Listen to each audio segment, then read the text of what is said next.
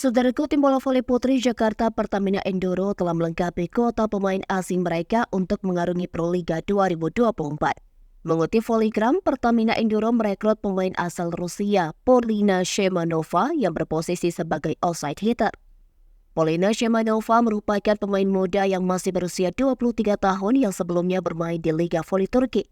Pada musim 2023-2024, Shemanova memperkuat Galatasaray Daiken lalu pindah ke Serie Belediyesi. Dia ikut menghindarkan Serie dari zona degradasi.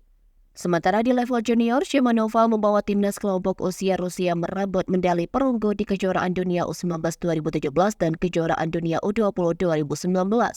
Pertamina Enduro menggunakan dua kuota pemain asing untuk posisi juru gedor dengan kedatangan Shemanova. Selain itu, runner-up Proliga musim lalu ini juga berani merekrut dua pemain asing yang berusia di bawah 30 tahun. Sebelumnya, mereka merekrut pemain asal Amerika Serikat Giovanni Milana atau Gia. Sapaan akrabnya baru akan berusia 26 tahun pada 13 Juni mendatang. Shemanova dan Gia tampaknya akan bertandem dengan opposite Indonesia Hani Budiarti di lini serang Pertamina Enduro. Hani juga rekrutan anyar Pertamina Enduro setelah kehilangan Megawati Agnesri Pertiwi yang pindah ke Jakarta Bin. Pertamina Enduro siap kembali memanaskan persaingan perebutan gelar pada tahun ini.